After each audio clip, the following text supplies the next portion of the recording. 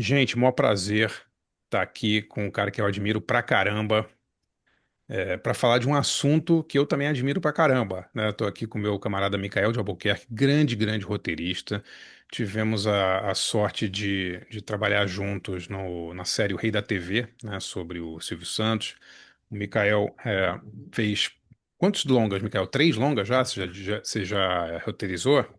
Isso, três longas. Estou escrevendo agora um quarto, quinto, que já foram filmados e lançados, três longas. Três longas. Ganhou o prêmio Grande Otelo lá pelo sequestro do voo 375, não foi? Isso. Muito, muito legal. É. E, Mikael, Nova Hollywood, o filme sobre o qual a gente vai falar hoje, ele abarca ali um período conturbado da história americana, né, da história mundial, aliás, né, porque a história americana ela engloba também, né, o Vietnã, engloba coisas que têm repercussões mundiais, né, mas o filme é basicamente o 1975 da Netflix, fala bastante sobre a nova Hollywood, né. O que que você acha da nova Hollywood? Você como eu e tanta gente considera um dos períodos de ouro aí do cinema americano? Bom, André, eu antes de tudo assim, eu quero agradecer mesmo o seu convite para poder falar sobre esse tema, porque o ano de 1975 especificamente é um dos meus favoritos, se não o meu favorito Olha, na história do cinema. olha, Eu já assisti várias vezes e eu quero fazer também uma recíproca ao que você falou. Eu sou muito seu fã. Eu pô, acho você obrigado. um roteirista, um escritor, um jornalista genial. Foi um presente trabalhar com você no Rei da TV, né? A série Obrigado. que você criou com muita habilidade e roteirizou. E estar participando aqui com você e com a presença de todos é um prazer muito grande para falar de um assunto tão interessante, Demais, né? Mikael, muito, muito Então, obrigado. Por que 75 foi um grande ano na sua opinião? Assim, o que te marcou mais 75? Muito filme bom, né? bom, começando que os anos 70 realmente, no documentário, eles até falam sobre isso, né? Que não há nada como a década de 70 para o Sim, cinema, porque parece que foi um momento onde os cineastas, os diretores, roteiristas, eles tinham uma liberdade criativa tão grande. Eles podiam explorar aqueles filmes em uma variedade de gêneros. Quando a gente vê que em uma década, de 70 a 79, a gente teve Cabaré, O Poderoso Chefão, Taxi Driver, Tubarão, Network, Um Estranho no Ninho, Annie Hall, Guerra nas Estrelas, Um Toque de Classe, Alice Não Mora Mais Aqui. é, A gente vê que isso não é uma coisa normal, né? sim. Foi um momento de ebulição artística, de liberdade, é muito potente. E existem vários motivos que eu acho, né, que essa década teve essa essa potência artística toda. Um deles a política. O Sim, documentário também fala sobre isso, sim, mas sim, os Estados Unidos estavam passando pela guerra do Vietnã desde o final dos 70, então isso, claro, acabou se refletindo muito na arte.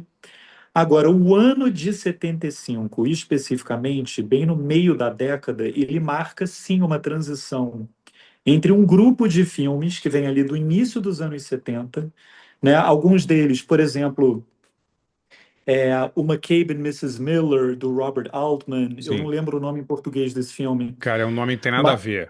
O nome.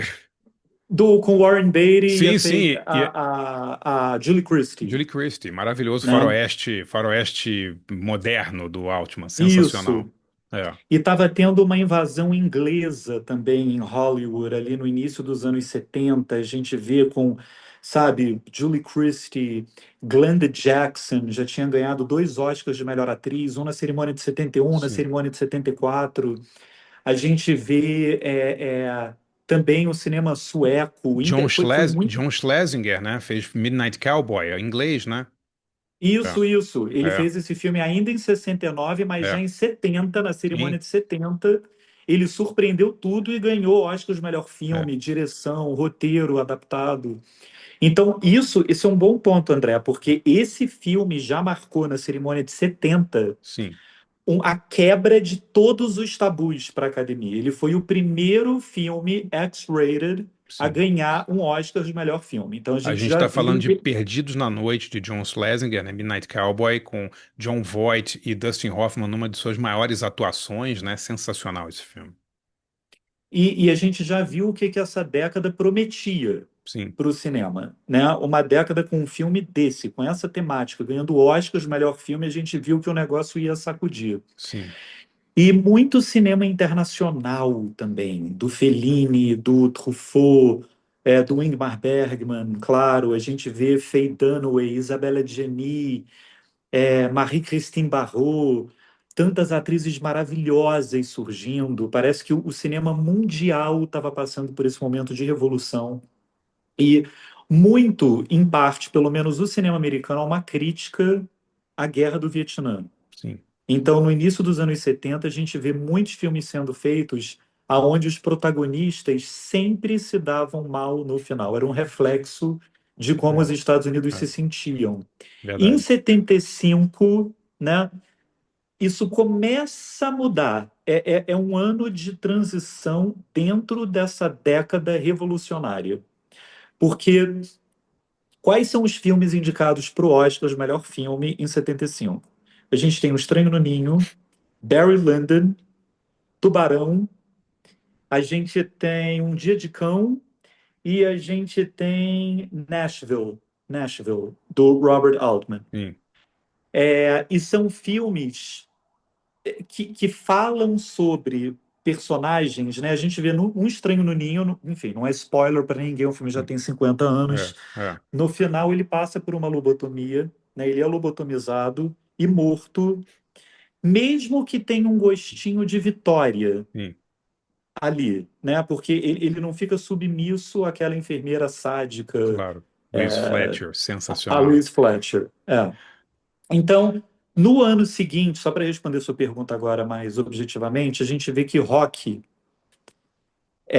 vem à tona. Na verdade, tem Tubarão, né? Em setenta e É, cinco, que é talvez um dos filmes mais emblemáticos é, e tem um herói muito forte. Esse herói vence. Ele vence. sim, A gente vê que o homem americano ele pode vencer. Ele não é só aquela figura trágica que estava sendo retratada com a Guerra do Vietnã até então. E no ano seguinte, o filme que ganha é um filme de um underdog, uma pessoa que ninguém acredita nela e que vai.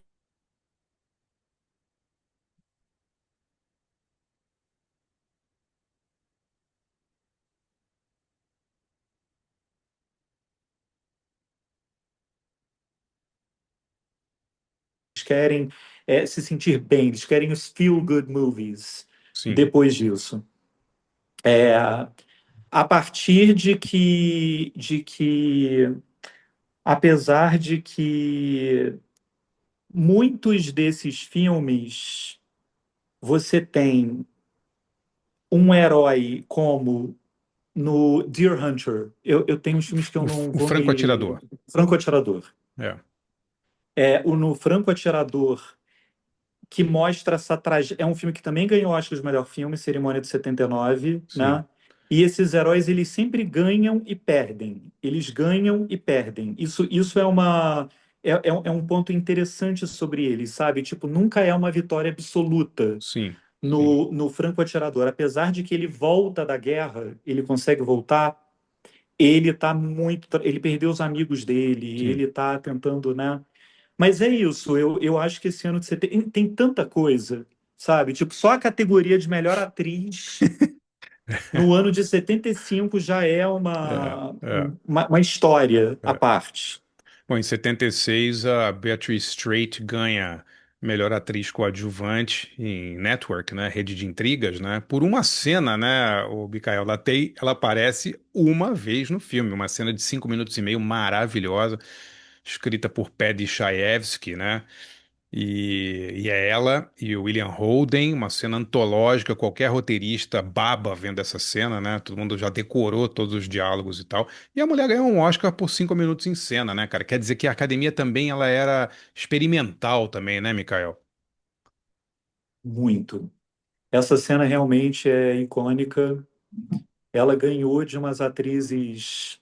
incríveis ali da Jodie É, Foster, né, num papel que ela ganhou o BAFTA é, de atriz coadjuvante. Ela ganhou da Piper Laurie, fazendo a mãe da Carrie, que é, assim, né, fora de série. é. Então, o Patty Chayefsky é de Janeiro. Então, eu tenho o maior orgulho de ser do dia de um dos maiores Ah, é? roteiristas, né, de todos os tempos. Mas, sim, a gente, muitas interpretações, né, André, nessa década ganharam e Sim. foram indicadas.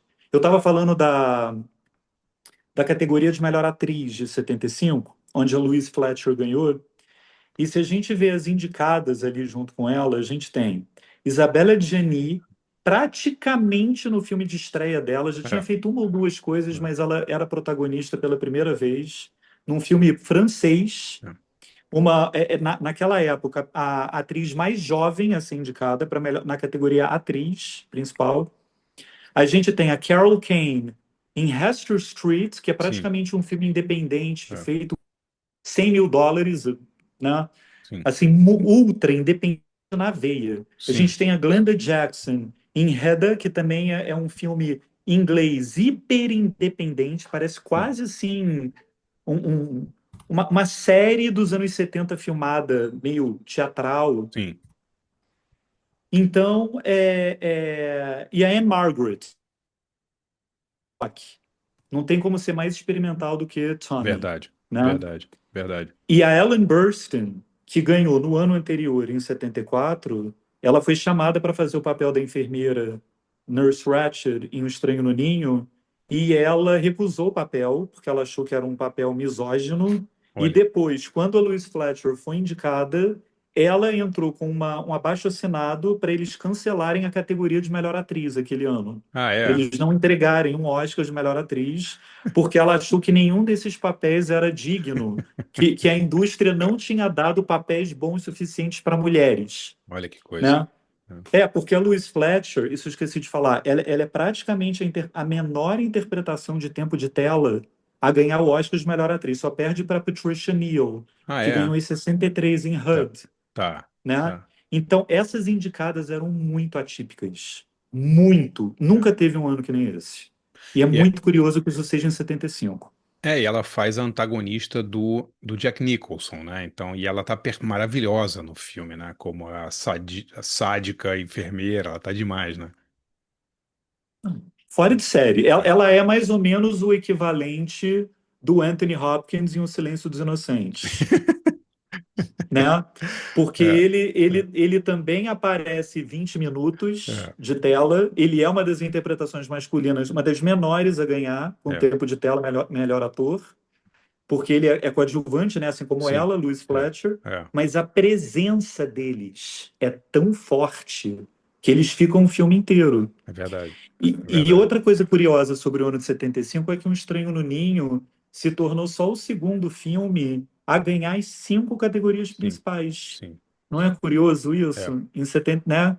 Ator, 40 atriz, anos diretor, depois, roteiro e filme. é, Louco, né? Ó, demorou 40 anos. o Oli Sim. Rodrigues falou que o McCabe e Mrs. Miller no Brasil foi chamado a atenção, juro pra você, onde os homens são homens. Quer dizer, não tem absolutamente nada a ver com o filme, porque o filme não tem nada a ver com essa ideia, né, essa ideia do machão do faroeste John Wayne. Pelo contrário, é um faroeste sensível, né? Tipo, onde os homens são homens. Eu lembrava que era alguma Eles coisa são assim. viris de São verdade viris ali. de verdade. O Warren Beatty faz um cara muito viril nesse filme, né? Realmente, né? Um verdadeiro matador, né? Mikael, uma coisa que eu achei sobre esse filme, eu queria saber se você concorda, é que assim, eu acho que o diretor, o Morgan Neville, né, que fez aquele documentário sobre aquelas cantoras, né, o 20 Feet to Stardom, né, Um Passo do Estrelato, uma coisa assim. Eu acho que ele tinha uma tese e ele às vezes ele tenta umas conexões ali para tipo impor a tese dele, né? Por exemplo, ele pega um filme como MASH, que é de 5 anos antes de 75, e ele fala assim: ah, então eu vou falar da terceira temporada da série televisiva MASH, né? Quer dizer, quando ele quer falar de um filme do Vietnã, uma comédia sobre o Vietnã, e ele não tem uma de 75, né? Ele volta 5 anos no tempo, né? Ele não fala algumas coisas também que eu acho que são muito curiosas. Por exemplo, aquele depoimento do Scorsese, quando ele fala assim: ah, quando a gente soube que Rock ganhou, aquilo acabou com tudo, né?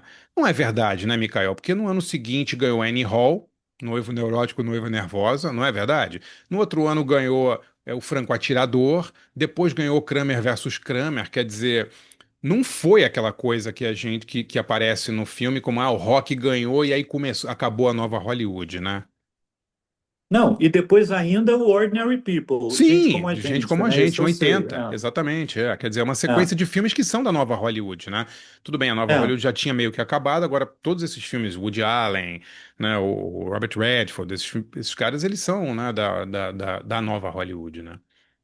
Eu acho que a segunda metade dos anos 70 foi tão genial quanto a primeira. Bom, talvez É, isso não seja totalmente. É porque assim, se você pensar em. Vai, a primeira metade. Eu não sei, eu tô pensando. Na primeira metade a gente tem a Laranja Mecânica, tem, os dois, O Poderoso Chefão, sim. a gente tem Cabaré, né? A gente tem uns filmes aqui, Sounder É. também. Operação Uma Mulher França, Sob Influência, exatamente. do John É, é, Cassavetes, Chinatown. Isso tudo a primeira é metade. verdade. Agora, na segunda metade, a gente tem filmes que, sabe, a gente tem Annie Hall. Mas eu vou te falar, André, proporcionalmente, se eu fosse bem crítico, tá? Uma opinião É, subjetiva, vamos pegar o ano de 77, que tem Julia, The Turning Point, sim, maravilhoso. Looking for Mr. Goodbar, Guerra nas Estrelas, Goodbye Girl.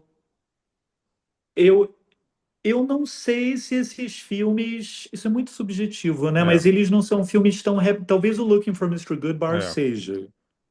Mas eles não são filmes tão rebeldes sim. quanto alguns da primeira metade da década de 70. Eu acho que talvez eles não tenham se tornado icônicos como esses filmes do início da década de 70, né? Com alguma, assim, quando você vê Apocalipse Now, por exemplo, que é de 79, é um filme que virou icônico, né? Mas Sim. a gente tem mais Então, filmes icônicos no início, eu acho, na primeira metade dos anos 70. E sabe uma coisa que me pega? Todo mundo, talvez com exceção do Scorsese, fez seus melhores trabalhos num período ali de 5, 6 anos. É impressionante isso, não é? talvez até o Scorsese, né? Será? Porque como é que ele Porque, fez? Ele fez o pensando em Goodfellas. Toro Indomável entra aí na conta, Sim, vai. 80. ele fez Mean Streets, Taxi Driver e Toro Indomável na sequência, quase, né? Tudo bem, teve lá o New York, o Rei da Comédia no meio ali, né? Alice não mora mais aqui. Alice não mora mais aqui e tal. Rei da Comédia não, qual é o New York, o filme lá com a Liza Minnelli. Mas Sim. assim, é impressionante, cara. Tudo bem, o Scorsese fez depois o Goodfellas, fez filmes que eu acho que são É, sensacionais, né? sim. Mas se você pega William Friedkin, Peter Nossa, Bogdan, ainda tem esse, meu Deus. Peter Eu Bogdanovich, né? Brian De Palma fez grandes filmes nos anos 80, mas até o Tiro na Noite ali, 80, porra, só filmaço, né? Impressionante, assim, Gente, né? Carrie, Carrie, Carrie né? é uma É, obra-prima esse é, é, filme, é, é, né? O que era para ser um filme trash, adolescente, é, bobo, é, virou uma obra-prima do cinema. E sim, O Exorcista, sim, de novo, primeira metade da década de 70. Esse já foi a revolução da década inteira, né? O é que esse filme verdade. gerou.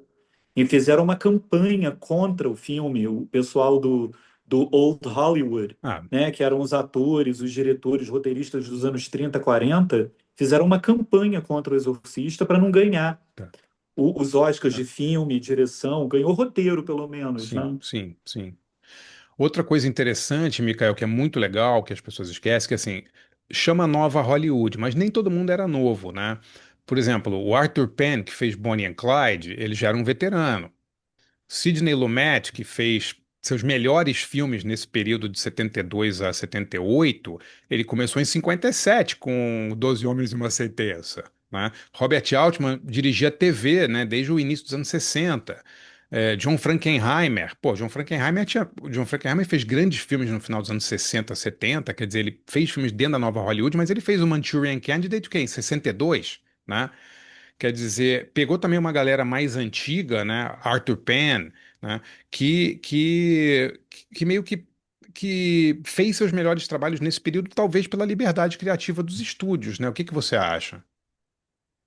Eu acho que esse é um ponto muito interessante que você traz. Eu acho que talvez eles tenham se baseado muito no grupo Steven Sim, Spielberg, Scorsese, George Lucas, sabe, no Brian De Palma sim, ali, e tenham desenvolvido essa terminologia para esse grupo, né? Porque eles eram, enfim, relativamente jovens sim, ali sim. enquanto. E eu acho que eles meio que carregaram essa. Mas eu concordo com você.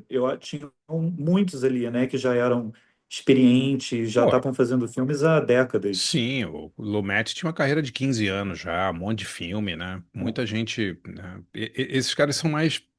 Eu entrevistei o Frankenheimer uma vez. Ele já era mais veterano, né, cara? Quando ele fez o Operação França 2, por exemplo, né? Ele dirigia televisão desde os anos 60 também. Então, já era uma geração É, anterior, né? Era uma geração anterior. E eram heróis, né, para essa galera mais nova. Gente, eu vou abrir aqui é. para todo mundo poder perguntar, tá? Vocês fiquem. Quem quiser. Quem quiser perguntar, vou fazer mais uma pergunta para o Mikael aqui. E quem quiser perguntar, é só levantar aquela mão bacana ali, né? O Mikael, por que que a gente lembra desses filmes até hoje, cara? Por que que você pega lá um Oscar de 75, 76 e fala, Nossa Senhora?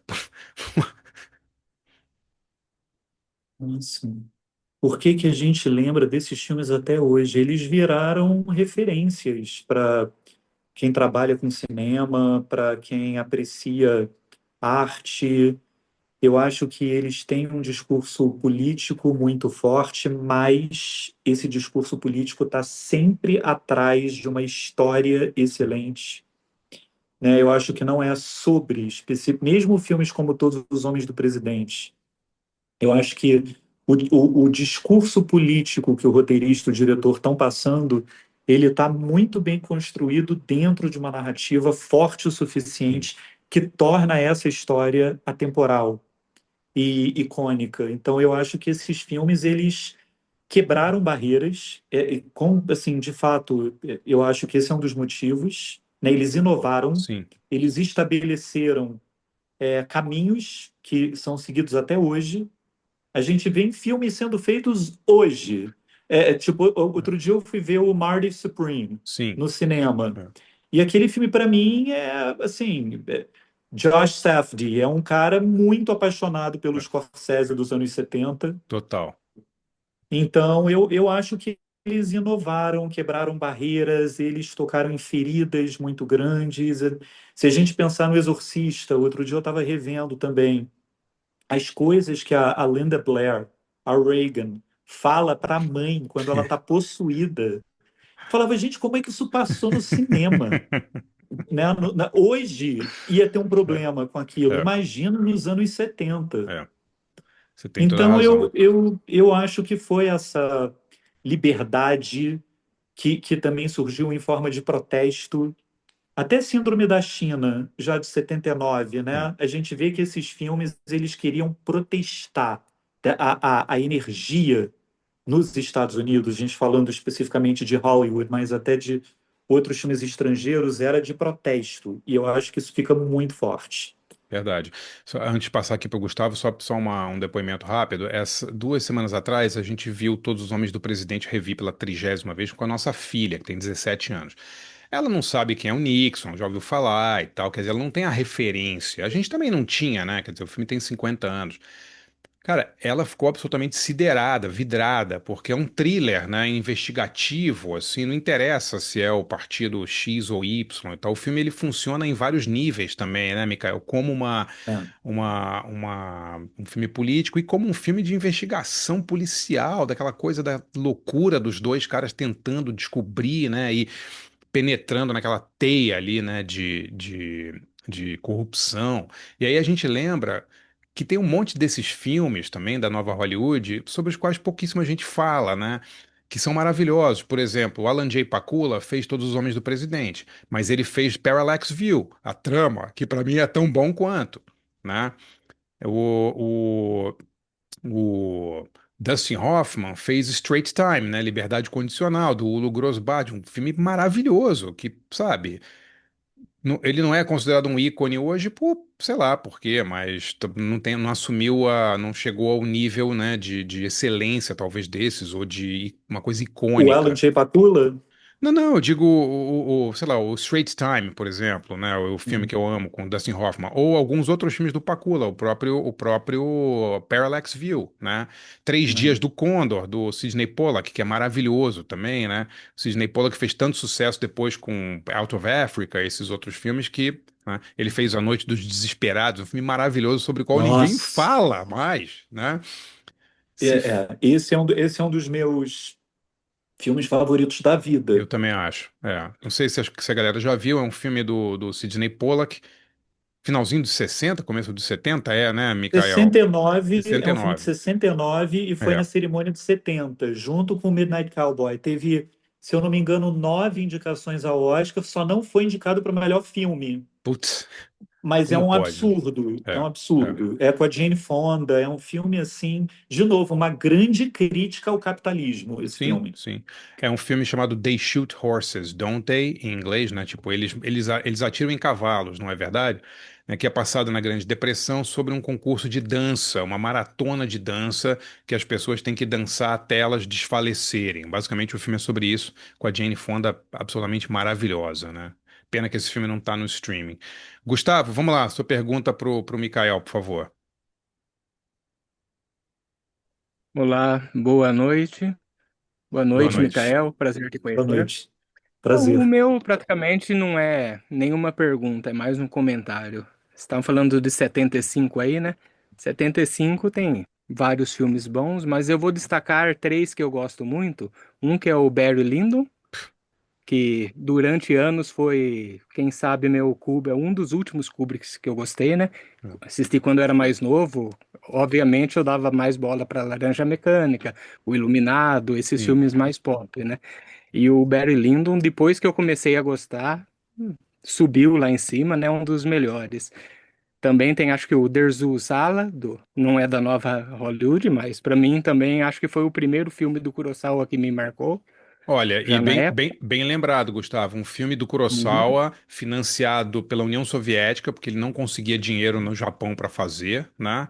E o Kurosawa era um herói para essa galera, né? E ele não filmava há um tempo, ele não filmava desde 70, quando acho que ele fez do Descadem, né? E ele não uhum, conseguia filmar há 5 anos, cara. É incrível isso, né? sim. É, e depois a carreira dele voltou ainda no final com Sonhos, que foi Sim. praticamente foi o Scorsese, o Sim, Coppola que resgatou ele de sim. novo, né? Sim, sim. O RAM foi financiado na França, né? Serge Silberman, né? Que Sim. pagou, né? Quer dizer, que conseguiu a grana. O Kurosawa tava numa pior, assim, nos anos 70, né? E o terceiro, qual é? O terceiro é um do Truffaut que eu adoro, um diretor que eu adoro, que é a história de Adélia Ah, H. isso é maravilhoso. Pode Ah, não ser o É, melhor filme dele, o meu favorito dele. Eu acho é. que eu fico dividido entre o Quarto Verde e Duas Inglesas e o Amor. Mas a Adélia H tá lá em cima também. Ó, o Rodrigo E tem lembrou uma. que Gustavo, Kagemusha também foi financiado em parte pelo Scorsese e pelo Lucas. Kagemusha já é do iniciozinho dos anos 80. Finalzinho, começo dos anos 80, né? Fala, Mikael. não, Gustavo, que alegria de ver você falar a história de Adélia H, porque esse filme não tem o reconhecimento que ele merece. É um filme Nossa. diferente do estilo que o Truffaut fazia Uhum. até então, né? Porque é um filme menos. irônico, ácido, Hum, é um filme menos intelectualizado, ele fala muito sobre paixão, sobre sentimento, e que presente ele ter a Isabelle Adjani, que é uma das minhas top 3 atrizes da vida,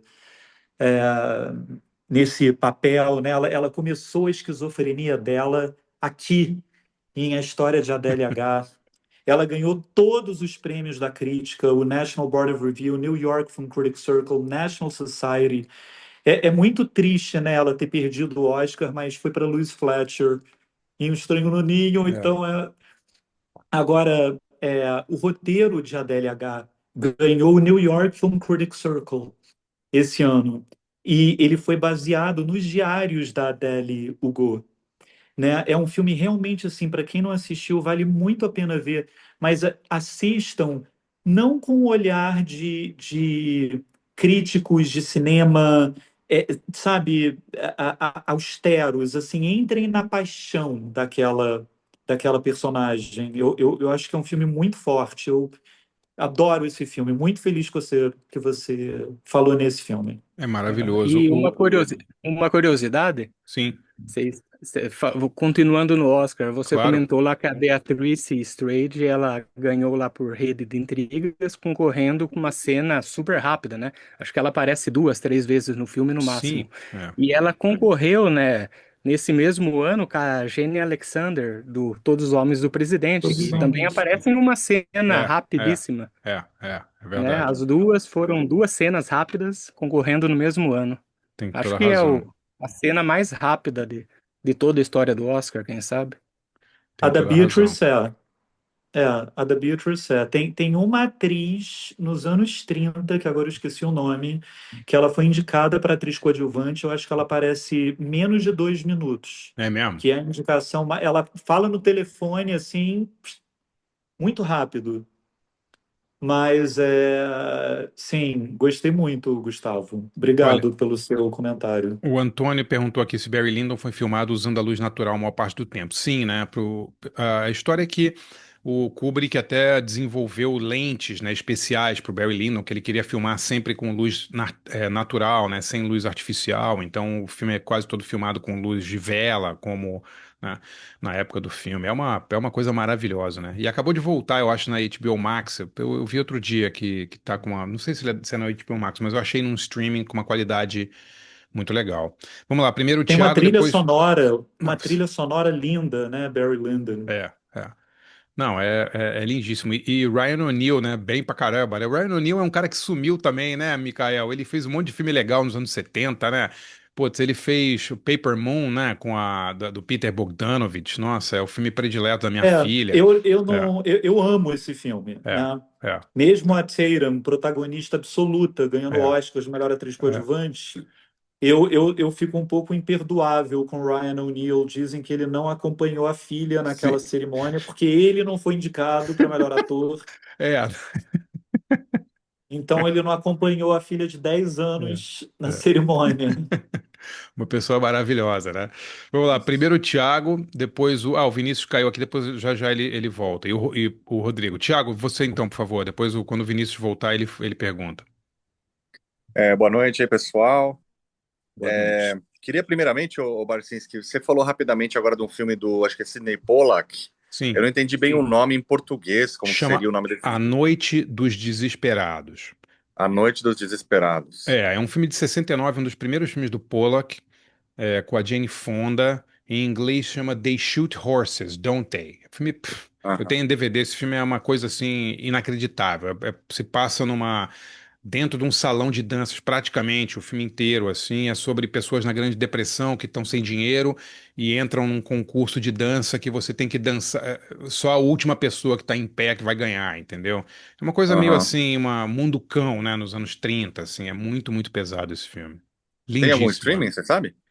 Cara, difícil, cara. Eu tenho ele em DVD, vai, Eu vai, também vai tenho DVD. vai ter que ser no Ah, streaming, ô, Thiago, não tem jeito, cara. Entendeu? entendi.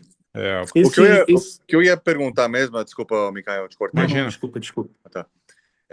Assim, vendo esse documentário, né, esse filme que foi proposto, o que eu gostei muito dele, assim, na verdade, foi assim, a seleção de imagens de arquivo, a gente Sim. poder também ver o Scorsese sentado lá, achei que isso aí é bem montado, né? Também ele vai cortando umas cenas que aparece o Robert De Niro e o Al Pacino. É bem legal essa parte da edição de imagens, achei. Agora, eu achei um pouco, num ponto de vista, vamos dizer assim, narrativo, um pouco apressado, tanto o que tem antes quanto o que tem depois. Eu acho que aquela parte do fim dos anos 60 ele não. Ele trata um pouco apressadamente, ou até com um pouco de omissão, sobre a crise, talvez, do que estava tendo, aquela questão de caretice do cinema, como eu já vi, às Sim, vezes, em cursos de história do cinema, falar muito disso, né, de uma crise do ponto de vista da criatividade mesmo do cinema, da caretice dos temas, não só. Ele põe muito peso assim, na influência do cenário político para a arte. Mas sim. uma questão, eu estou pensando mais num olhar dentro da própria arte, da sétima arte que estava sendo produzida, onde que está, assim, desenvolver um pouco melhor esse ponto do fim dos anos 60, do desgaste que havia, e na hora que ele vai falar lá do Tubarão e da montagem da lógica de blockbusters, também achei que ele falou muito apressadamente, assim, claro que ele quis forçar, concordo ali com, acho que o Barcinski falou isso no começo da exposição, eu acho que ele também força um pouco, tudo tem que acabar em 75, porque o É, nosso documentário chama é, 1975. Então, eu também acho que é, acho tem que deve isso. durar ainda, dura um pouquinho mais, né? Eu vejo É, historiografia falar que vai até 77, 78, vamos dizer assim, pelo menos, né?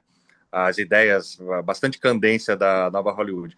Mas eu achei naquela parte que ele vai falar do blockbuster, mostra até aquela cena legal da fila de 7 quarteirões, fala muito apressadamente por que a lógica do blockbuster implodiu tão fortemente como ele quer fazer crer no documentário, todo esse cenário da nova Hollywood. Então, se vocês dois puderem desenvolver um pouco essa questão do momento prévio e do momento posterior, claro, seria de bom tom, eu ficaria feliz. claro. Você quer começar, Mikael? Eu falo primeiro, você que sabe.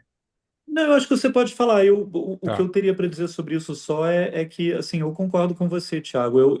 Inclusive, eu acho que podia ter sido uma minissérie de 6 episódios para ter espaço.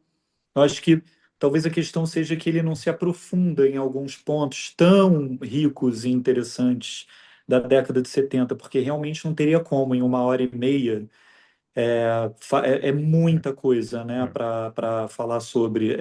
E eu só ia fazer um pontinho aqui sobre A Noite dos Desesperados, texto do Horace Bronte, que é baseado num livro do Horace McCoy, Sim, que escreveu durante a Depressão Americana, essa história, na mesma época em que o Nathaniel West escreveu O Dia do Gafanhoto, sim, Day of the que é um Locust, é. filme de É, 75.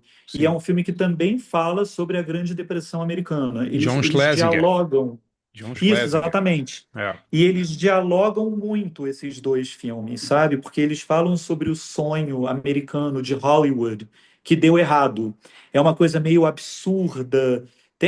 O próprio David Lynch, eu acho, tirou muito sim, de Mulholland Drive, assim, de O Dia do Gafanhoto. Então, sim. vale a pena assistir esses filmes, A Noite dos Desesperados e O Dia do Gafanhoto, com a Karen Black, Donald Maravilhoso. Sutherland, também de É. 75, um filme que é pouquíssimo falado, mas tem muita coisa. Um filme expressionista, super interessante. Enfim, fala sobre o. Falaram aqui que A Noite dos Desesperados está na Look, tá? Na plataforma Look, tá? Alguém falou aqui. Eu só queria falar rapidamente o seguinte, já respondendo ao Tiago, mas um dos filmes mais importantes dos anos 70 não é nem citado nesse documentário, né? Que é Banzé no Oeste, do Mel Brooks, né? Um dos filmes mais radicais, tanto esteticamente quanto tematicamente, né? E só queria adiantar aqui pra galera que mês que vem a gente vai ter um debate muito legal com o Hélio de la Penha, do Caceta e Planeta, sobre o Mel Brooks, sobre o documentário do Mel Brooks na HBO. Então ele vai falar bastante do Banzé no Oeste, que é dos filmes prediletos dele. Mas, Thiago, eu acho o seguinte, cara, a gente tem que lembrar que Hollywood, os estúdios, estavam falidos no final dos anos 60, né? Era um cenário, assim, cataclísmico, né, para os estúdios, né? Eles estavam vindo dos anos 60. No curso de cinema que a gente fez aqui, eu expliquei um pouco, mas basicamente as leis americanas mudaram ao longo dos anos 60 e os estúdios, tipo assim, rolou uma lei Pelé no cinema, sabe? Os estúdios pararam de ter a primazia de ter atores, diretores e tal, contratados por 10, 15 anos com exclusividade, né? Isso acabou ali em meados dos anos 60 e isso, assim, foi uma bola de neve, assim, os estúdios entraram numa crise muito grande, né? Então, quando o Scorsese fala que era uma terra de ninguém, e que ele fala nesse filme, né? Ele fala, Eu corria para lá, tentava pegar o dinheiro de um, ter dinheiro de outro, dinheiro. Era assim mesmo. Por quê? O que acontece? Em 69, Dennis Hopper, não é que o Dennis Hopper era contracultural, o Dennis Hopper era a figura mais maluca, mais insana, mais cheiradora, mais louca que você podia ter. O Dennis Hopper era um cara completamente fora de controle, entendeu? E ele faz o filme, que é o filme que rende mais no ano, que é Sem Destino, né? Ele, o Peter Fonda e o Jack Nicholson, né? Quer dizer, é como se três completos loucos, assim, fizessem um filme que lucrasse R$ 1 bilhão. O que que vai acontecer? Todos os estúdios vão parar, coçar a cabeça e falar: o que que a gente está fazendo de errado? O que que esses malucos estão fazendo que a gente não está entendendo? E aí eles começaram a, da mesma maneira, ô Thiago, que em 91, quando o Nirvana explodiu, 3 meses depois, as gravadoras estavam dando contrato pro Butthole Surfers, pro Melvins, pro um monte de banda louca, entendeu? Porque eles não sabiam o que eles estavam fazendo, cara. Entendeu? Eles estavam desesperados, era a noite dos desesperados, né? Então começaram a botar dinheiro em tudo quanto é lugar, não muita grana, porque eles também não iam, não eram malucos, né? Mas, sabe, por exemplo, Milos Forman, tá? Milos Forman foi para os Estados Unidos, o primeiro filme que ele fez chama Taking Off, filme maravilhoso do Milos Forman, tá? O Taking Off foi financiado por um projeto, eu não me lembro qual era o estúdio, se era MGM ou Universal, não me lembro, mas era um projeto assim: temos 10 filmes de US$ 1 milhão, escolham os 10 filmes mais loucos. Um dos filmes foi Taking Off, do Milos Forman. Ele sai da Tchecoslováquia, perseguido, vai para os Estados Unidos, o primeiro filme dele é Taking Off. Quer dizer, era uma época, cara, o Sem Destino, Easy Rider, fez foi abrir uma porteira absurda, assim, né? Então, durante 5, 6 anos ali, 69, 70, 71, ficou essa coisa, pô, faz aí o Poderoso Chefão, galera.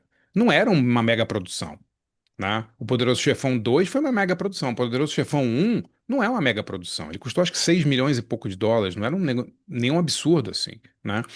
Então, assim, eles estavam dando chances para diretores, entre aspas, novatos, fazerem os filmes que eles queriam, basicamente, e vamos ver o que acontece, né? E aí, em 72, sai o Poderoso Chefão, puta de uma explosão. No ano seguinte, William Friedkin faz o Exorcista, né? E, cara, eu acho que é tudo uma questão de follow the money, né? Onde está o dinheiro? Quem que vai, né?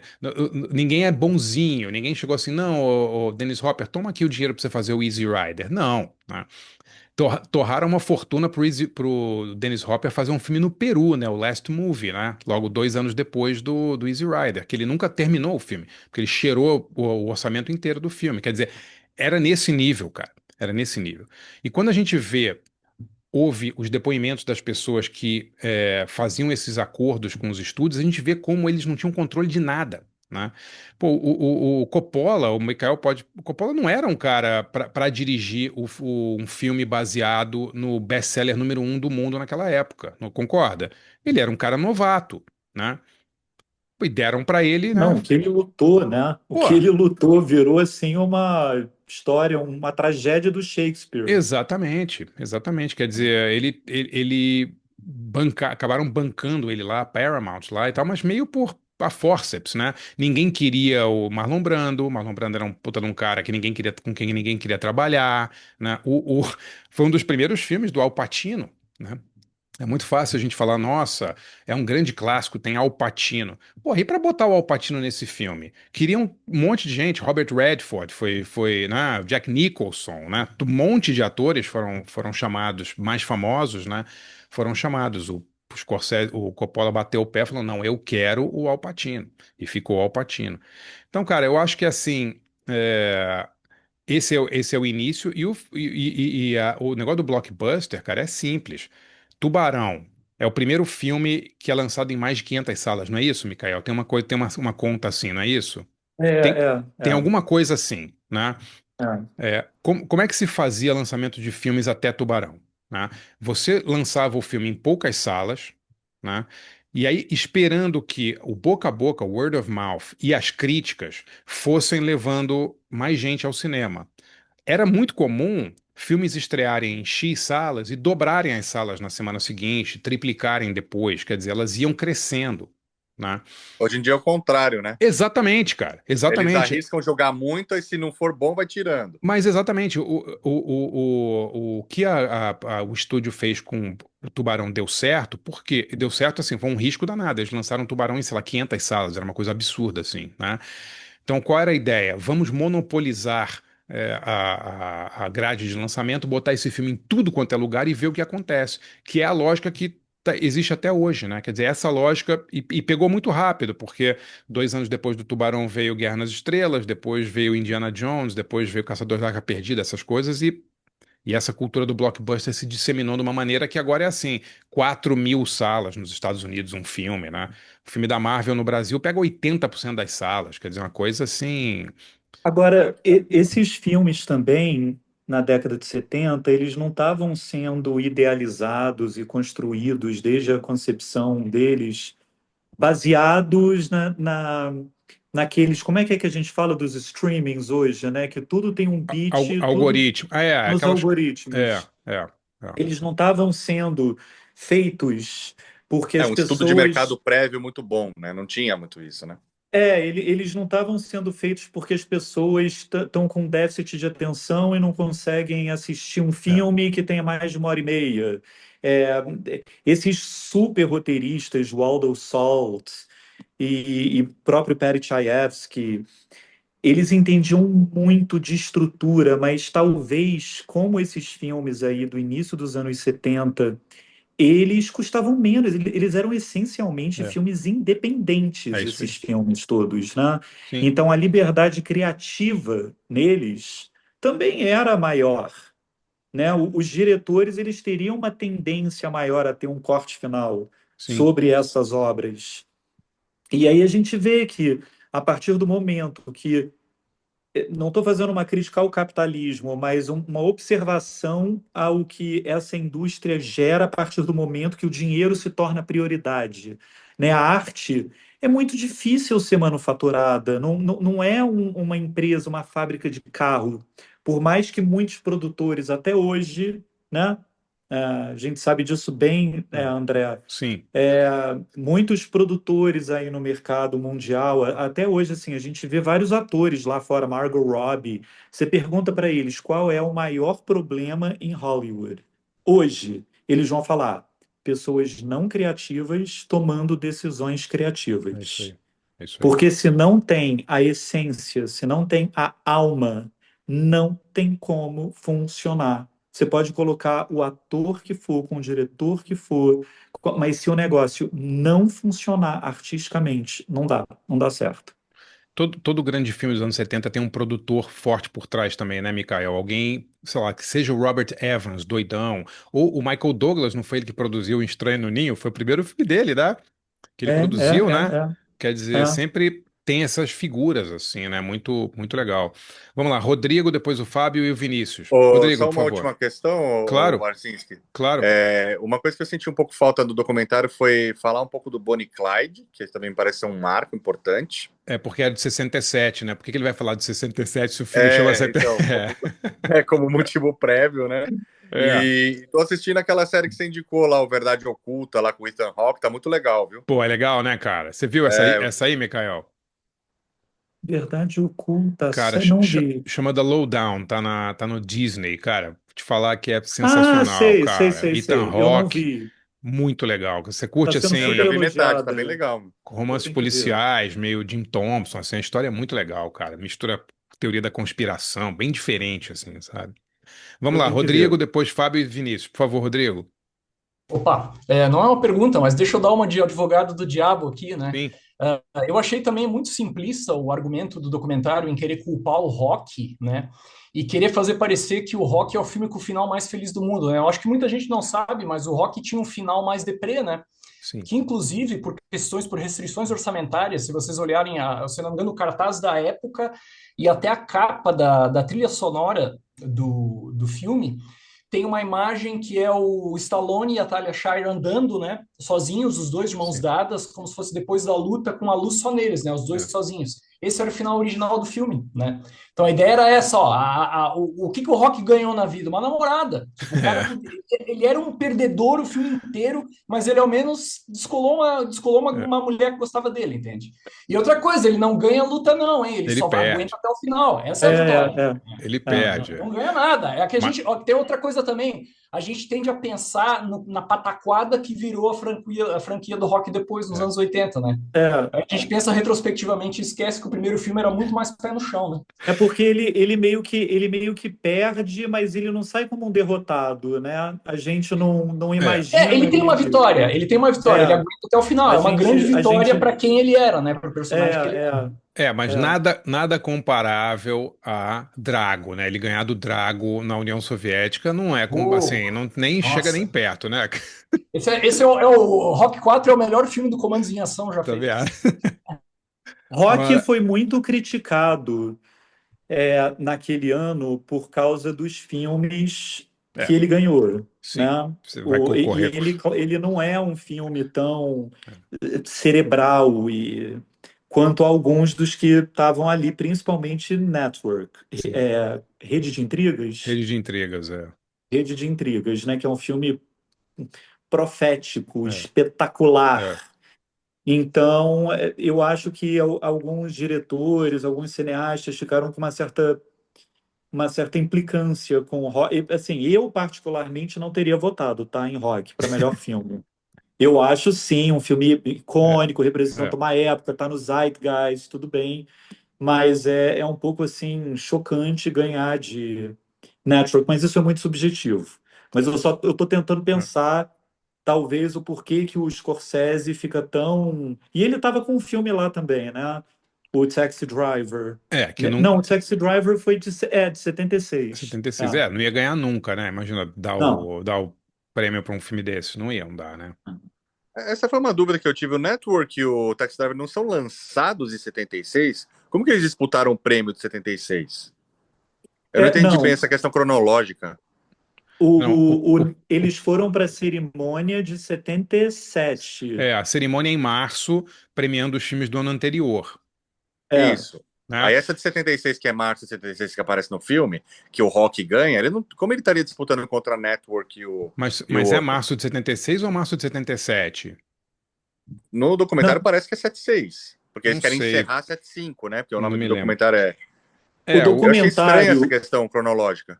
é, O documentário ele meio que junta uma é, hora é, alguns filmes como se eles fossem todos do mesmo ano, Da tá? exatamente, mesma, da mesma premiação, né? é. Mas não procede. Não Assim, procede inclusive, isso, né? inclusive tem até um filme de 74 que eu não lembro agora qual é, mas eu percebi que o Ué, documentário coloca. Chinatown de 74. Talvez seja esse. Chinatown de Ele 74. coloca um filme de 74 e alguns de 75, como se fosse tudo o mesmo ano, É, mas O Estranho no Ninho é um filme de 75 que ganhou na cerimônia de 76, e o Aham. Rock é um filme de 76 que ganhou na cerimônia de 77, é. né? Ah, tá. Então ele ganhou o Oscar de 77, vamos dizer assim, quando Na aparece no cerimônia filme. de Não, não, ele 77. ganhou o Oscar de 76, que é entregue em 77. Quem ganhou o Oscar de Isso, 77 foi Noivo Neurótico, Noiva Nervosa, que ganhou em março de 78. isso, Ah, tá, tá. isso. É relativo ao ano em que o filme foi lançado, né? Não o ano em Então ele que. Não. realmente, se ele ganhou em 77, ele foi entregue para ele em 77, ele ganhou de 76, ele venceu o Taxi Driver e o Network. Aí Sim, sim é faz isso aí. sentido. Isso. É isso aí. É É isso o aí. ano de Pasqualino, Sete Sete Só que o Belezas. documentário joga pro Belezas. 75, né? O documentário É, faz crer que é a cerimônia, tipo a disputa, para que aparece o isso, Stallone isso. indo lá em É, 75. é. Ele mistura alguns anos o Tipo, não documentário. a entrega, né? Aquela cerimônia que eles filmam, parece que ela tá acontecendo no começo de 76, né? Falando de 75. Não, 77. É. É. Vamos lá, então. Fábio, depois o Vinícius. Por favor, Fábio. Oi, gente. Deixa eu baixar a mão aqui, senão eu esqueço. Eu vi o documentário, acho que na virada do ano também. Gostei, principalmente por causa dos filmes, né? Tem aquela questão de ver tanta coisa que a gente ama lá no filme, aparecendo citado no filme. Mas realmente ele é, como vocês mesmos estavam falando agora, essa questão dos anos ficou confuso, juntou tudo como se fosse do mesmo ano. E acho que é um mal dos documentários da Netflix, né? Esse diretor, o Morgan Neville, ele fez alguns documentários legais, né? Eu gosto bastante daquele que. O meu favorito é aquele que ele fez sobre o Fred Rogers, né? Sim, Que é sim, é legal. É. aquele documentário eu achei muito, muito legal. Eu acho que, se não me engano, acho que é o primeiro que ele fez para Netflix, né? Mas acho que a Netflix tem essa coisa agora, né, de picotar tudo. Eu me lembro lá nos primórdios da Netflix, eles bancaram aquela série uma série documental do Aaron Morris, era Wormwood, o nome, Wormwood, né? é. Isso. Que eu até achei acho que eram 5 ou 6 capítulos, até achei que não precisava tantos capítulos, Sim. achei que era um pouquinho longa a série. Mas aí, esse ano, não, ano passado, ele fez, que você até comentou no seu canal lá, aquele documentário Do sobre John Le Carré. Ah, não, esse é muito, não, é o do Manson e do State Murders, sim, sim, sim. que era baseado naquele livro Chaos, né, Chaos, que era um documentário que aquilo era claramente, ele deve ter gravado material para uma série de documentários de 6 episódios, e os caras condensaram em, sei lá, 1h30, 1h40, e acho que ficou até meio sem pé nem cabeça. Então, os caras, acho que é uma coisa, um dos maus, né, que a Netflix está fazendo, que é picotar tudo, né? Até um cara como Errol Morris não consegue mais fazer um documentário sobre true crime, ele tem que picotar tudo. Então, acho que isso que acabou deixando esse documentário de 75 confuso, né? Apesar do material rico que ele tinha à disposição. Só uma coisa, Fábio, só para esclarecer, às vezes a Netflix exibe um filme que não é produzido por ela, né, que ela licencia e tal, né? Então, sei lá, você vai entrar na Netflix agora, tem vários documentários, tem o do Seymour Hersh, eu até escrevi sobre ele essa Sim. semana, tem o da New Yorker, né? Tem documentários até que são mais interessantes, assim, mas eu entendo o que você quer dizer. Quando é produção Netflix mesmo, Sim. aí a gente vê aquela mão pesada, né, Mikael, das salas de roteiro com 15 pessoas e o cara lá do diretor de conteúdo indo lá meter o bedelho, né? Não é isso? É, Esse, exatamente. esse filme do Matt Damon, eu desafio vocês a verem esse filme do Matt Damon. O Matt Damon e Ben Affleck. É uma coisa inassistível, cara. O filme tem bula, assim, a cada 30 segundos ele explica a cena anterior, repete 5 vezes as coisas. Não é exagero, cara. É brincadeira, assim. Não, eles falam isso nas Sim, entrevistas, né? O falou na Matt Damon e o Ben entrevista. Affleck, eles falam, não, é isso mesmo, Eu fui o ver filme para agora é feito assim. Eu fui ver pra confirmar, cara, era absurdo assim, cara, sabe? É uma coisa assim pra idiota total, cara. Ele fala: "Ah, você veio para cá agora, se você sair vai acontecer isso, aí vai acontece aquilo", entendeu? Tipo, inacreditável. Aí é um filme mão Netflix mesmo, assim, sabe? Isso é Pesado, deprimente. Não, é pesado. deprimente, né? Enfim. E só terminando rapidinho, eu tava vendo aqui uma lista rapidinho dos filmes 75. Tem muita coisa boa que não foi mencionado, né, no documentário. Que não é Nova Hollywood, né? Mas tem coisa tipo o filme do Peter Weir, né? Do Piquenique na Montanha Misteriosa desse ano. Maravilhoso. É. Tem o filme do Antonioni com Jack Nicholson. Bom, Monty Python, o Cálice Sagrado. O Homem que Queria Ser Rei, acho que fala no comentário, né? Não me lembro agora.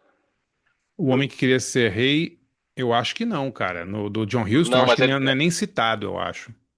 não, e o filme, aquele filme bem legal do Arthur Penn, o Lance no Escuro com o Gene Hackman também é desse ano. Night Moves, maravilhoso. Esse filme Night Moves, é sensacional esse filme, cara. Eles citam ali, eles citam mais para ter uma frase, é uma frase do que a atriz fala pro Gene Hackman, né? Uma hora que ele não sabe, dos Kennedy, né? Que a mulher fala, onde você estava quando o Kennedy morreu? Ele fala qual dos dois, né? É uma frase bem conhecida desse filme. Esse filme é maravilhoso, cara. É. A frase que eu lembro desse filme é tipo, fui ver um filme do Romero, era como se estivesse assistindo a tinta A secando, né? tinta Ele secando, o fala. Gene Hackman sacaneia o Eric Romero. É engraçado pra caramba, né?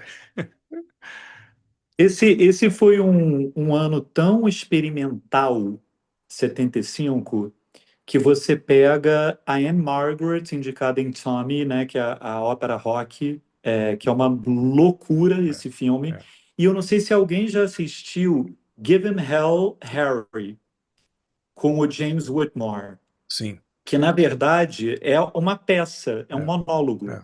né? E é filmado ele no teatro. Ele está no palco e eles filmam a peça ali e lançaram num cinema ali no prazo do Oscar e ele foi indicado para melhor ator no Oscar.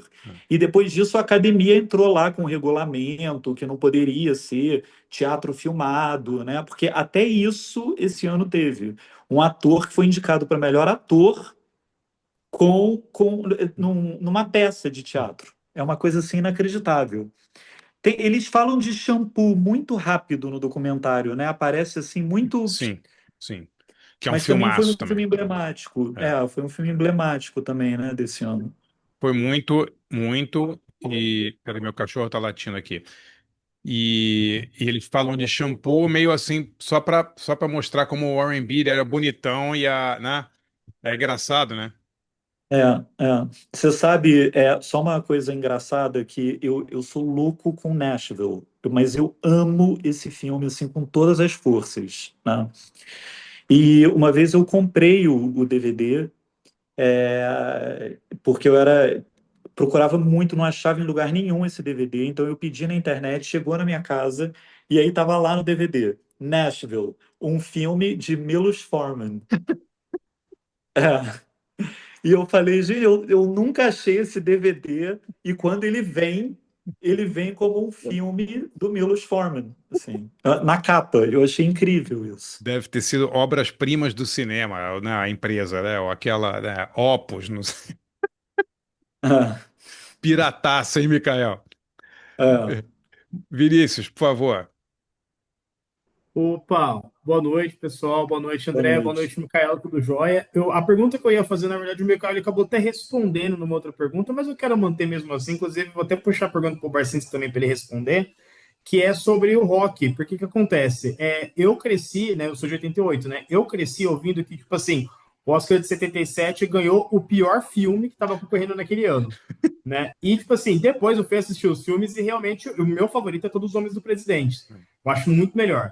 Mas eu queria saber de vocês, tipo assim, hoje, analisando os ganhadores dos últimos anos, quando a gente pega aquele filme do TikTok que o Barcinski adora, tudo no mesmo lugar, ao mesmo tempo, É. Argo, Birdman, enfim, vocês conseguem olhar o Rock, tipo assim, com esse distanciamento histórico, como um bom filme? Tipo assim, o Rock, ele tem uma qualidade, né? Ele acaba, tipo assim, tem um roteiro bom, atuações boas, enfim, né? Olhando para os ganhadores dos últimos anos, o que vocês analisam do Rock? Tipo assim, ele pode ter sido, tipo assim, o azarão daquele ano de 75, mas em outros anos ele ganharia facilmente o Oscar de melhor filme? Mikael. Em outros anos ele ganharia facilmente o Oscar de melhor filme. Bom, eu pensando na década de 70, né? A gente teve Patton. Eu não sei se eu estou tão afiado nos meus Oscars, mas eu vou tentar. A gente teve Patton. Patton, a gente teve Operação França, O Operação- Poderoso Chefão, O Golpe de Mestre, Poderoso Chefão 2, Um Estranho no Ninho, É. Rock, Annie Hall, É. Franco Atirador, Kramer, né? Foi, Assim, foi- Eu, assim, o que acontece com o Rock é que é um filme muito popular. Ele pegou na veia do momento, né? O Zeitgeist. Ele realmente foi no espírito e ele foi ali um filme original. É porque hoje eu acho que é difícil a gente olhar para um filme que nem Rock e ver a originalidade que ele já foi refeito tantas vezes e depois fizeram Creed e tem tantos filmes de esportes que seguem essa pegada que é difícil a gente enxergar uma originalidade ali, mas naquela época ele foi. De novo, na minha humilde opinião, ele não é o filme mais inteligente. Todos os Homens do Presidente, principalmente quando a gente tem, né, Todos os Homens do Presidente, Network, é. e outros vários ali, que até alguns não foram indicados. Pasqualino, Sete Belezas, né, que foi só para direção. Mas a gente tem, na categoria de roteiro, aquele ano com Rock, que eu me lembre, teve o Walter Bernstein, que ele até foi meu professor no mestrado em roteiro, ele escreveu o Front. Teve a Lina Wertmüller, né, no Front é Pasqualino. testa de ferro por acaso, né? The Front. É, Esse filme é The maravilhoso. Front. É um filme do Martin Ritt estrelado pelo Woody Allen, né? Não é esse É, filme? É o The isso, Front, né? exatamente. É, que é um... Exatamente. Teve, é, teve o Perry Chayefsky, que sim, ganhou roteiro original em Network, e teve o Cousin Cousine, filme francês que sim, também foi uma sensação sim, naquele é, ano, em 76. Né? Então, Rock, tal, com certeza foi o filme menos rebelde, menos ousado é. dentre todos.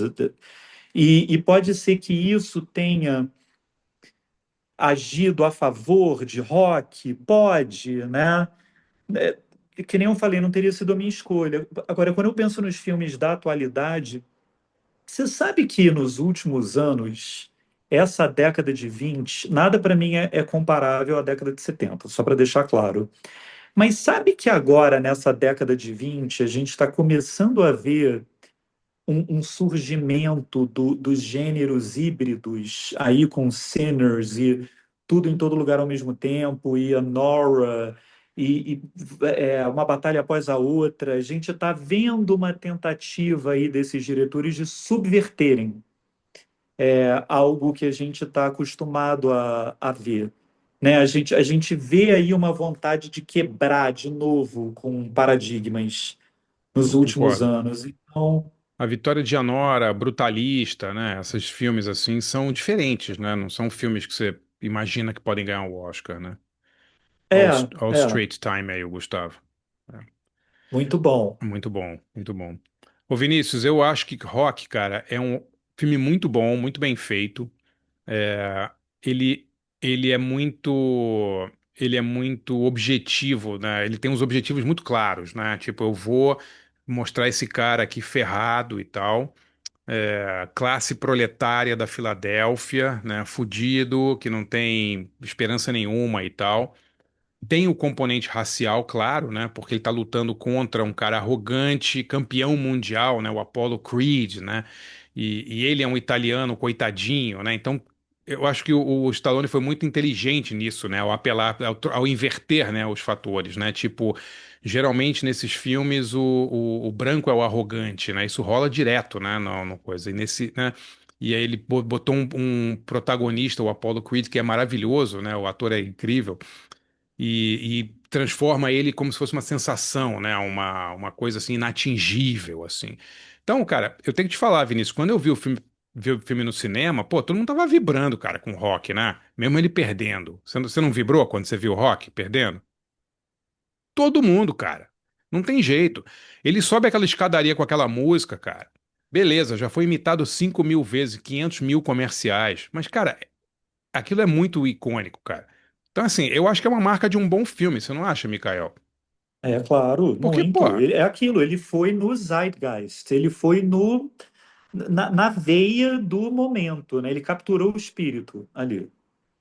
e ele É um filme conseguiu. simples, É, ele tem uma simplicidade, uma ingenuidade também, que quando isso pega, quando isso cativa, a gente, assim, a gente quer torcer por essa pessoa. A gente está vendo Network, que é um filme super inteligente, mas a gente não está torcendo por ninguém ali, né? É um filme tão é, cansativo. Eu amo esse filme, tá? Só para deixar claro. Mas é um filme tão ácido. Nos dias de hoje, já é mais comum até um filme ganhar roteiro e filme do que filme e direção, é verdade. né? O roteiro tem andado mais atrelado ao prêmio de melhor filme. Então, se fosse hoje, eu não sei se Rock ganharia. Se fosse o ano de 76 hoje, eu apostaria em Network para ganhar. Eu acho que a academia internacionalizada, do jeito que ela tá, teria uma tendência a querer votar na subversão mais do que na simplicidade. Só para encerrar o capítulo Rock aqui, uma coisa que a gente tem que lembrar é que era um filme pequeno, Rock também. Não era uma mega produção, né? Não era um troço gigantesco. Era um filme. O Stallone escreveu esse filme, passou por um monte de produtores, um monte de diretores, ninguém queria fazer, ele demorou um tempão, né? Não foi uma coisa assim, tipo, um filme com 100 milhões de dólares. Não, cara, um filme super barato, assim. tem cenas rodadas na rua meio improvisadas, tem aquela famosa cena que o cara joga uma laranja pra ele que aconteceu de verdade, que era um feirante de verdade, né? Foi um filme muito, muito barato. Então, também isso pesou a favor do filme, eu acho, né? Não era só o Rock que era um azarão, o filme também era um azarão, né? Eu acho, É. eu acho.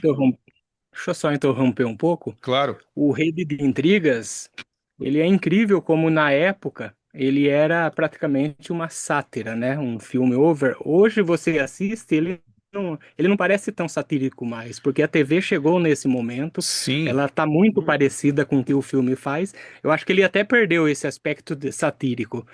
E tá muito atual, cara, porque se você assiste Rede de Intrigas hoje, é impossível você não pensar em Instagram, É, rede social. O filme tá falando sobre isso em é. 76, né? A gente fez. Isso, É. sim, Fala. pode falar, Não, Nicolas. é só falar para o Gustavo que a gente fez uma sessão cinemateca sobre o Rede de Intrigas, Gustavo. Eu acho que você não era assinante ainda. Dá uma procurada, foi super legal, cara. Fala, Mikael.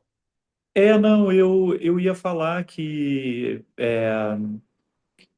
o Rede de Intrigas, ele, assim, toda vez que alguém me pergunta, ai, me fala um filme legal dos anos 70, a primeira coisa que eu falo tem um filme tal, tal, ou dos anos 60, 50, o que for, mas eu sempre falo, por favor, assista o filme entendendo o contexto da época, né? Porque eu tenho tantos amigos que assistem filmes dos anos 50 e falam para mim assim: "Ah, eu não gostei de A Malvada, é É, muito isso". Eu falo: "Gente, por favor, né, assim, vamos entender o que que esse filme representava na é, época, pelo que é. a política passava, o mundo, as relações internacionais".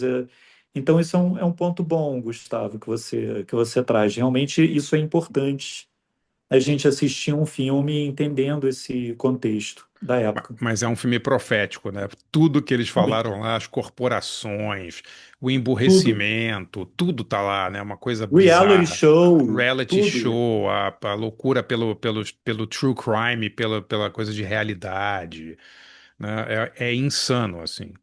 Vamos lá, Rogério e depois o Ricardo. Rogério, por favor. Boa noite, André. Boa noite, Micael. Tudo bem? Eu Boa queria noite. falar uma coisa com vocês, até acho que foi o Thiago que comentou. Como o filme ele é um pouco superficial, ficou para mim uma dúvida entre a relação da nova Hollywood com a Blaxploitation, que é um movimento ali que também começa nos anos 70, né? E eu estou descobrindo agora, eu peguei umas caixinhas da Versátil, que tem o Drácula, essas Sim, coisas todas, e tem muita relação com a Soul Music, com o sim. Soul Train, que era aquele programa que tinha na TV também. Qual era a relação? Porque, assim, se os estúdios estavam quebrados nos inícios dos anos 70, como é que se deu a relação da Blaxploitation conseguir começar? Superfly superou, se eu não me engano, o Poderoso Chefão em bilheteria, e como é que esses movimentos dialogaram ou não dialogaram? Porque no É. documentário fica meio superficial, assim. Eles Só, comentam, mas isso não só, passando. só para esclarecer, o Superfly, ele bateu o Poderoso Chefão durante quer dizer, uma semana, ele rendeu mais do que o Poderoso Chefão, mas o Poderoso Chefão já estava sendo exibido há um tempo, né? Do jeito que o filme fala, parece que o Superfly fez mais dinheiro que o Poderoso Chefão, né? Que não é verdade, né? Ah, Mikael, tá, exatamente. você quer falar um pouquinho? Eu posso falar sobre Blaxploitation também. Não, fala sobre Blaxploitation. Tá. A minha opinião sobre é que a Blaxploitation, ela nunca conseguiu entrar direito no mainstream da academia do Sim. Oscar ali, onde várias vezes deveria ter entrado, porque eram filmes tão independentes, né, e marginalizados no sentido de que a indústria não queria deixar esses filmes à margem. É. Ele virou um gênero por si só e esse gênero não era respeitado por eles a ponto de ser tratado como filmes sérios, dignos a serem indicados ali na academia. Isso é só um comentário assim que eu queria colocar, mas tantos filmes que, assim, de novo, se fosse hoje, a resposta, a recepção, o reconhecimento seria muito diferente de muitos filmes da Hum, sim. Blaxploitation no cinema de hoje. O reconhecimento seria outro. Eu acho o seguinte, ô Rogério, exploitation é um tipo de cinema, né, explorador, ele mesmo fala, né, o cinema que explora, o cinema sensacionalista, o cinema, né. Então assim, o Roger Corman era um cara de exploitation, né, o William Castle, todos esses caras dos anos 70, né, 60, que fizeram filmes nos anos 60, que tinham pessoas produtoras independentes, faziam filmes de exploitation. Russ Meyer, o Rodrigo Cote está lembrando, claro, né. Eram produções independentes, bancadas por pessoas que botavam dinheiro num filme para botar o filme em 40 salas, 25 salas, 30 salas e recuperar o dinheiro deles e ganhar uma grana, né?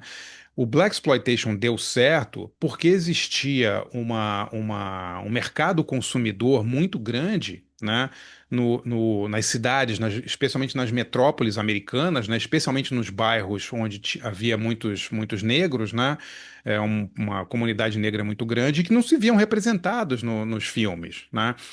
Eu não sei se vocês viram o Dolemite, o filme com o Ed Murphy, que é da Netflix, é escrito por dois caras geniais, o Larry Karaszewski e o Scott Alexander, que fizeram Ed Wood também, eles fizeram O Povo contra Larry Flint, do Milos Forman, eles são os mesmos roteiristas.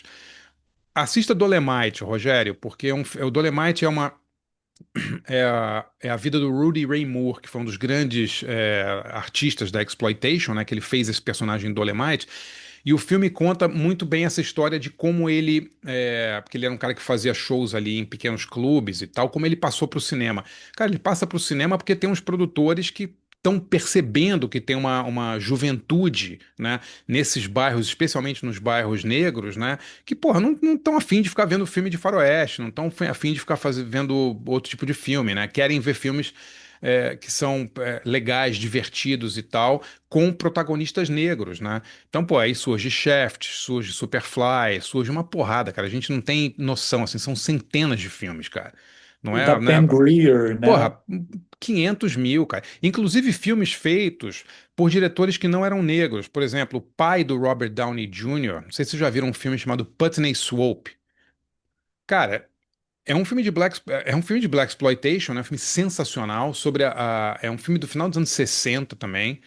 Eu posso escrever aqui o nome do filme, chama Putney Swope.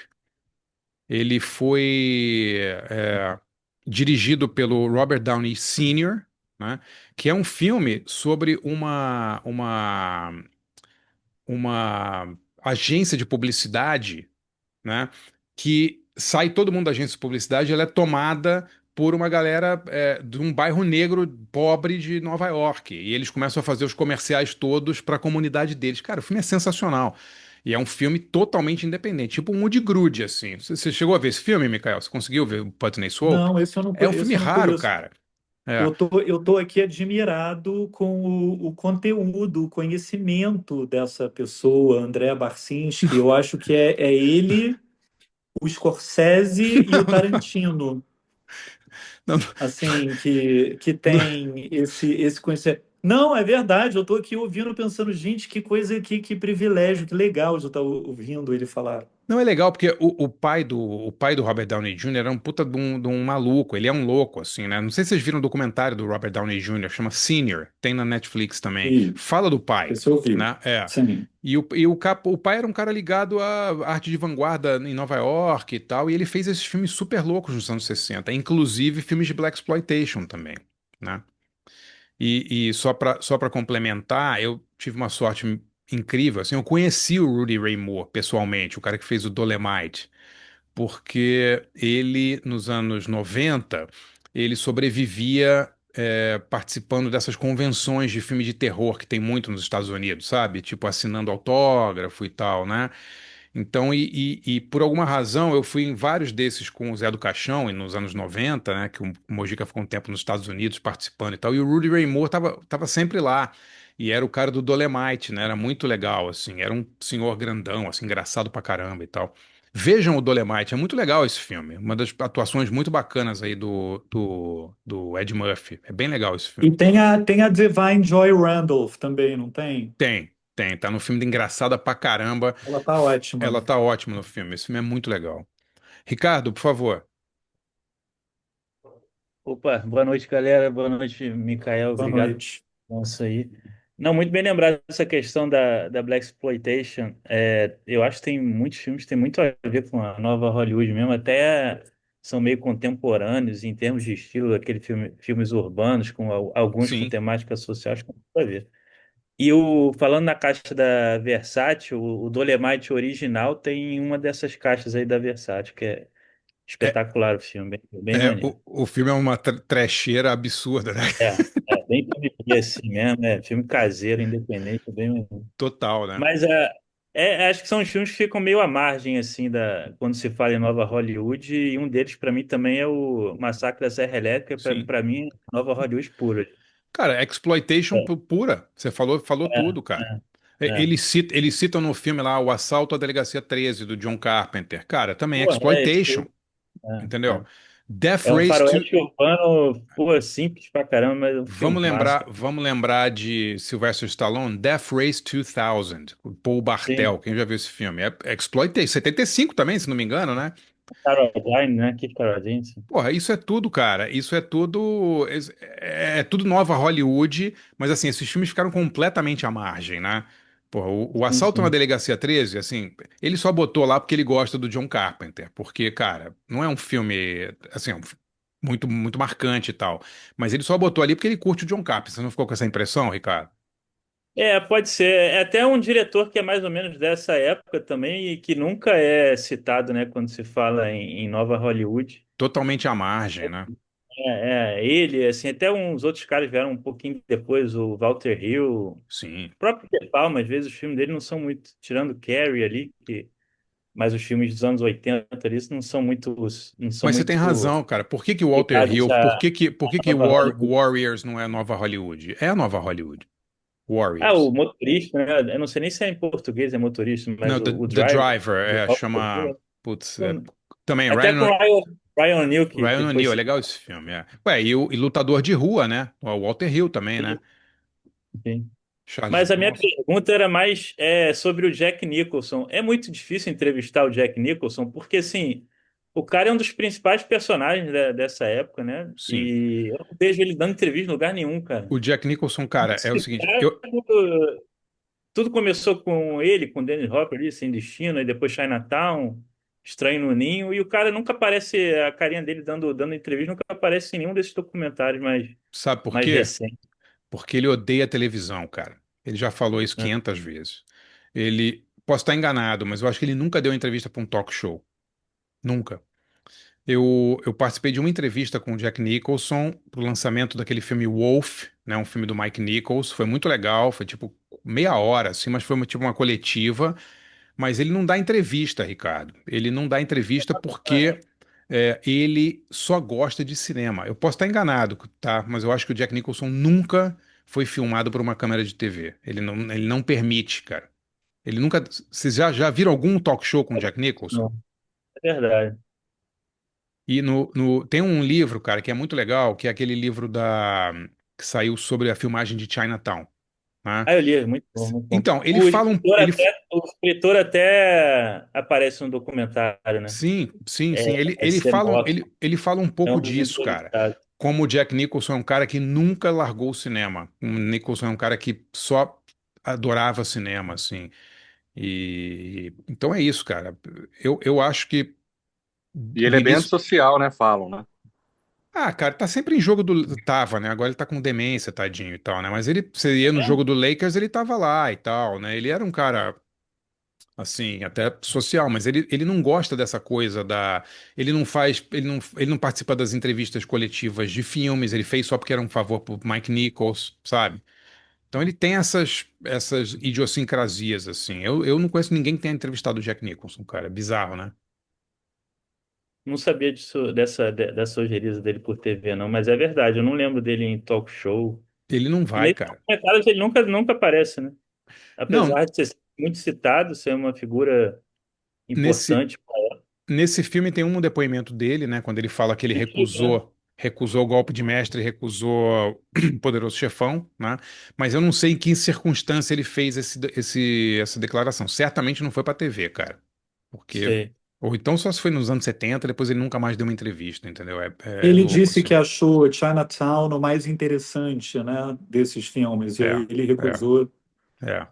recusou os outros. Eu estava até pensando aqui sobre o que você falou mais cedo, André, porque a nova Hollywood, já que vários diretores já eram tão experientes, eu pensei aqui no Bob Fosse e pensei também no John Cassavetes, que Sim, desde os anos 50 já sim. estava É isso. dirigindo, envolvendo, né? E pensei aqui em dois, três filmes que a gente não falou. Eu falei da Uma Mulher Sob Influência muito rápido, Falou. mas eu acho que são filmes que merecem aí uma menção na década de 70, que esse filme também, enfim, até hoje é uma influência muito forte Sim. sobre diretores e roteiristas, e principalmente atores. Opening Night, que também é um filme esplêndido, né? Tão É, forte, que influenciou até o Almodóvar sim. depois.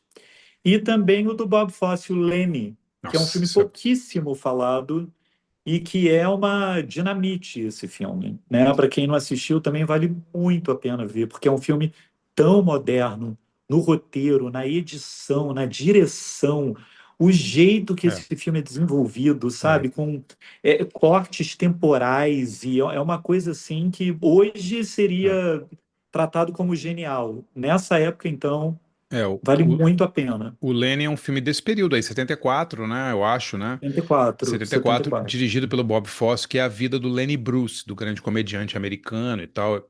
É uma das melhores interpretações do Dustin Hoffman. Ele tá absurdo nesse filme, né? Um filme E a feito. Valerie Perrine Valerie também, que Payton. naquela ela era É, uma é. stripper de Sim, verdade. sim, E sim. depois ela virou atriz, ela ganhou a Palma de Ouro em Cannes com É, esse filme, foi é, indicada para o Oscar, mesmo ano da Jenna Rowlands e Uma Mulher Sob Influência. sim. Esse filme é muito, muito legal. E é verdade, ele meio que some assim, né, cara? Ninguém lembra de Lenny, né? Grande filme. Nossa, é um filme tão bom, Eu fiz muito bom. hoje, por coincidência, no meu canal de YouTube, uma lista de 10 top 10 atuações do Dustin Hoffman. E eu não botei Lenny, eu expliquei lá, porque o filme acho que não estava disponível, cara. Não tem lugar nenhum para ver. Impressionante, cara. Eu tenho também o DVD, eu não abro mão dos meus Ah, DVDs, não, da minha mídia imagina. física de É. jeito nenhum. Amo os meus DVDs. Amo. Vai ficar Como é que na chama mão. esse filme? Não deu pra entender o nome, perdão. Chama Lenny, Lenny. Ah, Lenny NN. de Lenny Bruce, né? Ah, tá.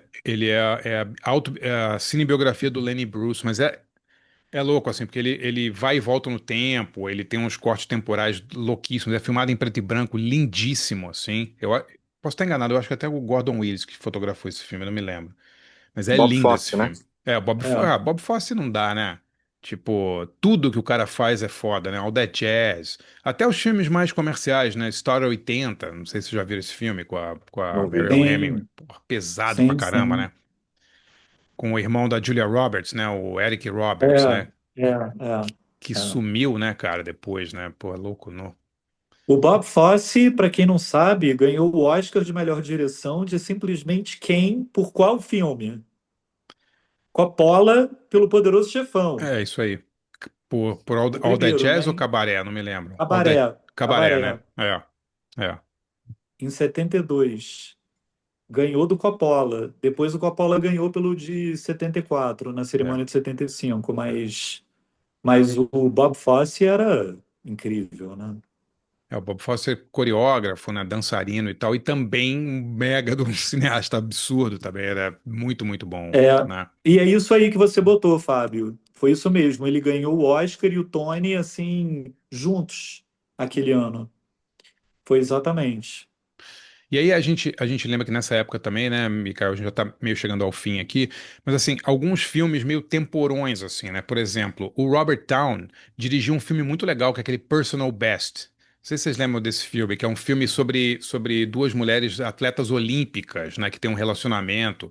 Cara, era uma época que você podia fazer filme sobre qualquer coisa, né, cara? É, é, Qualquer é, coisa, né? Eu, eu, é. eu, eu vi com os nossos filhos outro dia aqui um filme maravilhoso, Breaking Away, cara, um filme que ninguém lembra.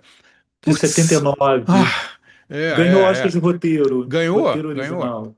Breaking Away, que é um Ganhou. filme sobre quatro amigos que moram numa cidade interiorana ali na Indiana, e um deles é apaixonado por ciclismo e ele sonha em ser italiano porque ele quer disputar o Giro de Itália, né? Puta, é maravilhoso esse filme, cara. Ninguém Mas você tem fala. razão, André. É, É uma época onde filmes podiam ser feitos sobre qualquer coisa, né? Os anos 80 ainda teve um pouco disso aí, né? Pelo menos na primeira metade dos anos 80. A gente sim, sim. ainda teve aí aquele filme com a Bonnie Bedelia, Hard as a Wheel, Sim. sabe? É, Que ela é é. uma piloto de Fórmula 1. Tem também uns filmes assim no início dos anos 80, mas foi uma época muito boa. Tem aquele também. Ai, como é que é? Aquele que ela é eu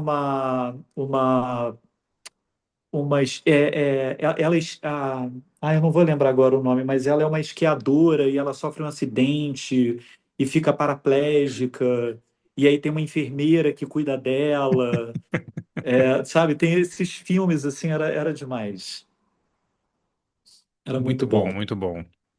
Pô, Mikael, estamos chegando ao fim aqui, cara. Queria te agradecer muitíssimo, foi sensacional. Muito obrigado aí pela sua disponibilidade. Acho que foi, dá para ver assim como você ama esses filmes e ama o seu trabalho. Muito, muito legal, cara. Obrigadíssimo.